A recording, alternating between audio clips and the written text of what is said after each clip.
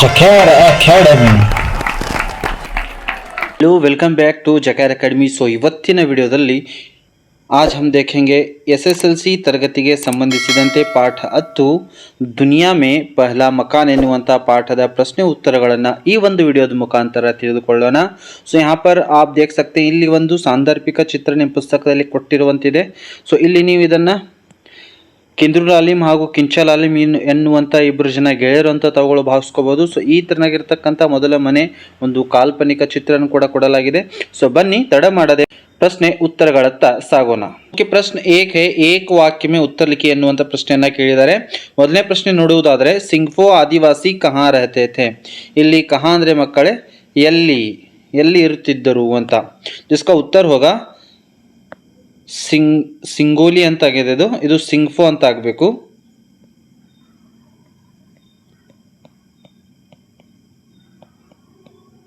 ಸಿಂಗ್ಫೋ ಆದಿವಾಸಿ पूर्वोत्तर भारत में रहते थे ಎನ್ನುವಂಥದ್ದು ಪೂರ್ಣವಾಗಿರುವಂಥ ಉತ್ತರ।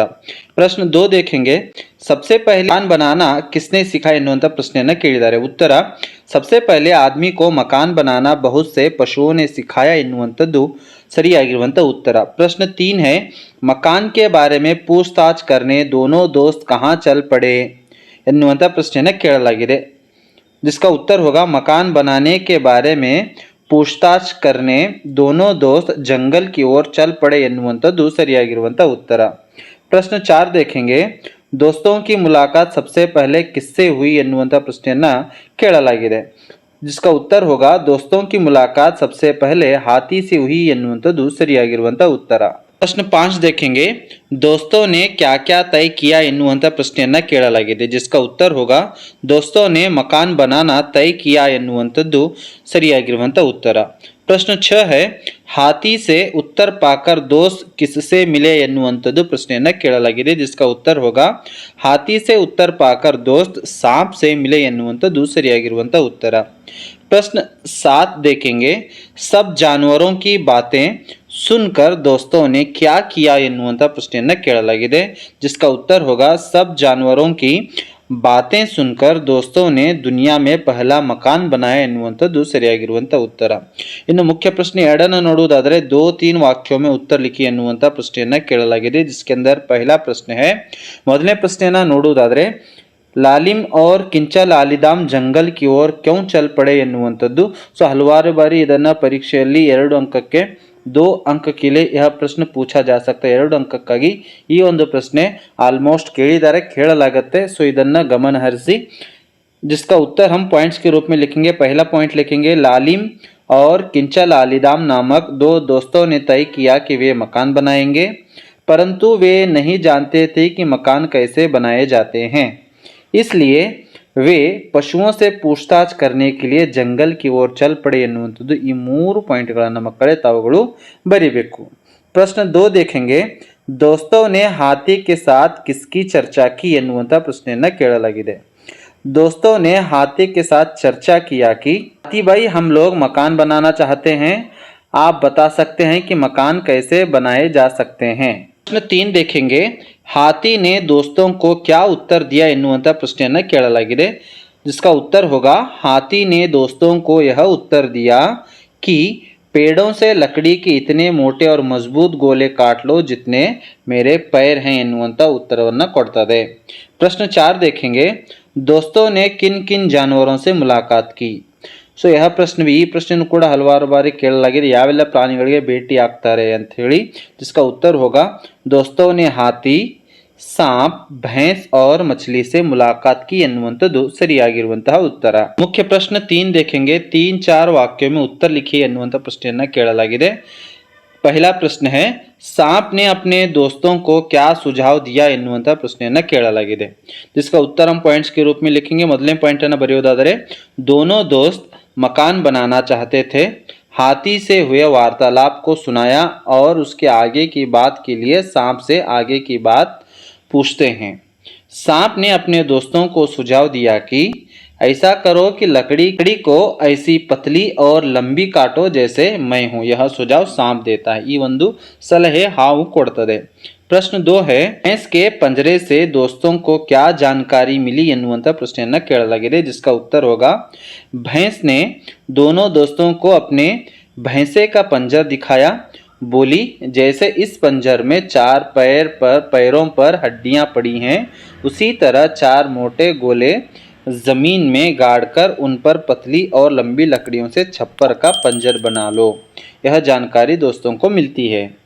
प्रश्न 3 है, मछली ने दोस्तों के प्रश्न का क्या जवाब दिया ಎನ್ನುವಂತ ಪ್ರಶ್ನೆಯನ್ನ ಕೇಳಲಾಗಿದೆ।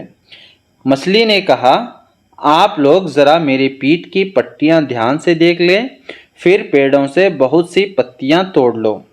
इन पत्तियों को छप्पर पर उसी तरह जमा दो जैसे मेरे पीठ पर पट्टियां हैं। ಮುಖ್ಯ ಪ್ರಶ್ನೆ 4 है, ಅನುರೂಪತಾ। ಅನುರೂಪತಾ ಅಂದ್ರೆ ನಮಗೆಲ್ಲರಿಗೂ ಗೊತ್ತು, ಮೊದಲೆರಡು ಪದಗಳ ಸಂಬಂಧವನ್ನು ನೋಡಿಕೊಂಡು ಮೂರನೇ ಪದಕ್ಕೆ ಸಂಬಂಧಿಸಿದಂತೆ ನಾಲ್ಕನೇ ಪದವನ್ನ ಬರೆಯೋದಾಗಿರ್ತದೆ।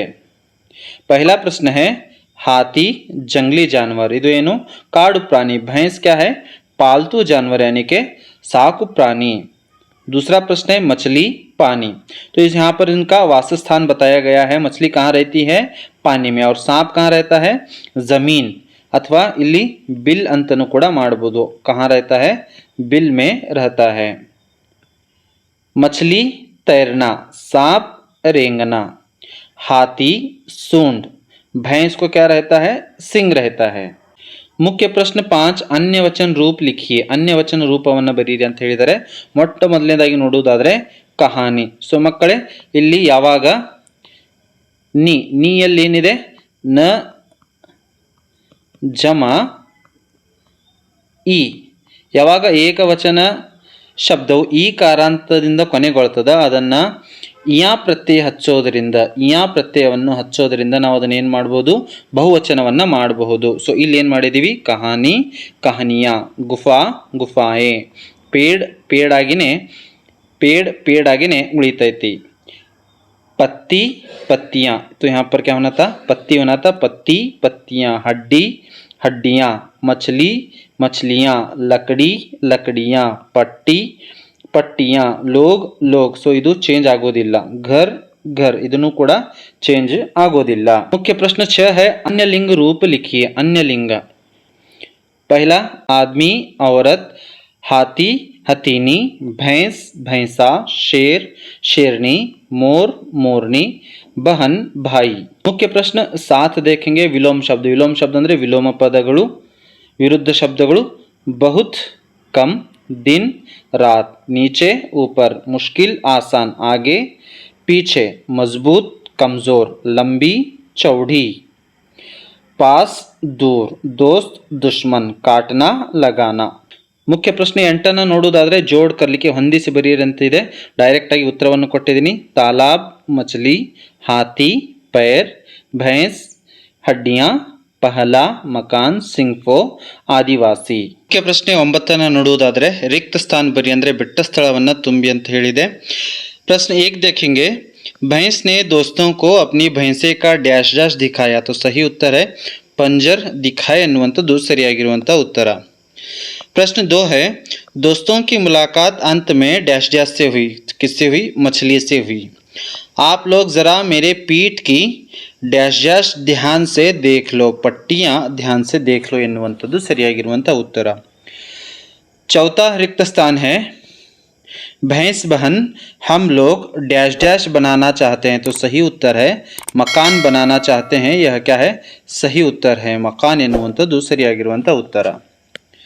मुख्य प्रश्न 10 है, पर्यायवाची शब्द लिखिए। पर्यायवाची शब्द अंद्रे समानार्थी शब्द कहते हैं। क्या कहते हैं? समानार्थी, यानी कि समान अर्थ देने वाले समानार्थक पदಗಳನ್ನು ಬರಿಬೇಕು।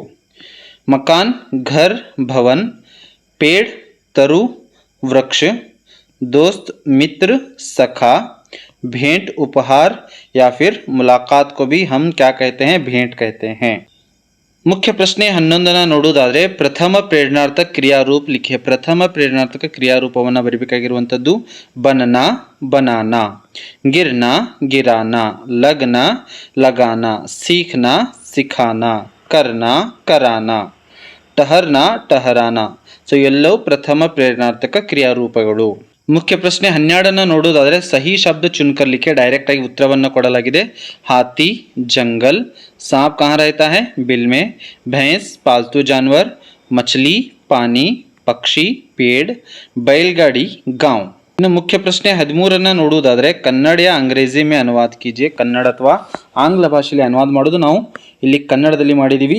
ಭೈಂಸ್ ನೆ ದೋಸ್ತೋಂ ಕೋ ಪಂಜರ್ ದಿಖಾಯ. ಸೊ ಇದನ್ನು ಕನ್ನಡದಲ್ಲಿ ಎಮ್ಮೆಯು ಗೆಳೆಯರಿಗೆ ಪಂಜರವನ್ನು ತೋರಿಸಿತು ಎನ್ನುವಂಥದ್ದು ಸರಿಯಾಗಿರುವಂಥ ಉತ್ತರ. दूसरा अनुवाद है सांप ने कहा आगे की बात मैं नहीं जानता. ಹಾವು ಹೇಳಿತು ಮುಂದಿನ ಮಾತು ನನಗೆ ಗೊತ್ತಿಲ್ಲ. तीसरा अनुवाद है हाथी बोला इसमें क्या कठिनाई है. ಆನೆ ಹೇಳಿತು ಇದರಲ್ಲಿ ಏನು ಕಠಿಣವಿದೆ. ಸೊ ಇಲ್ಲಿ ನೀವು ಕ್ವಶನ್ ಮಾರ್ಕನ್ನು ಆ್ಯಡ್ ಮಾಡ್ಕೊಳ್ಳಿ. 4ನೇದು ನೋಡೋದಾದರೆ ತಾಲಾಬ್ ಮೇ ಏಕ್ ಬಹುತ್ ಬಡಿ ಮछली ತೈರ್ ರಹಿ ಥಿ. ಸೊ ಅದನ್ನು ಕನ್ನಡದಲ್ಲಿ ಕೆರೆಯಲ್ಲಿ ಒಂದು ದೊಡ್ಡ ಮೀನು ಈಜುತ್ತಿತ್ತು. ಸೊ ಮಕ್ಕಳೇ ಇದಾಗಿತ್ತು ಅತ್ಯಂತ ಸರಳವಾಗಿರುವಂಥ ಪಾಠ 10 ದುನಿಯಾ ಮೇ ಪಹಲಾ ಮಕಾನ್. ಸೊ ಇದರಿಂದ ನಮಗೆ 2 ಅಂಕಗಳು ವಾರ್ಷಿಕ ಪರೀಕ್ಷೆಗೆ ಬರ್ತವೆ. ಸೊ ಇದನ್ನು ಕರೆಕ್ಟಾಗಿ ನಮ್ಮ ಫೇಸ್ಬುಕ್ಕಲ್ಲಿ ಗ್ರಾಮೆಟಿಕಲ್ಗೆ ಕರೆಕ್ಟಾಗಿ ಬರೀರಿ. ಮತ್ತೆ ನಾವು ಭೇಟಿ ಹೋಗೋಣ ಮುಂದಿನ ವಿಡಿಯೋದಲ್ಲಿ. ಜೈ ಹಿಂದ್.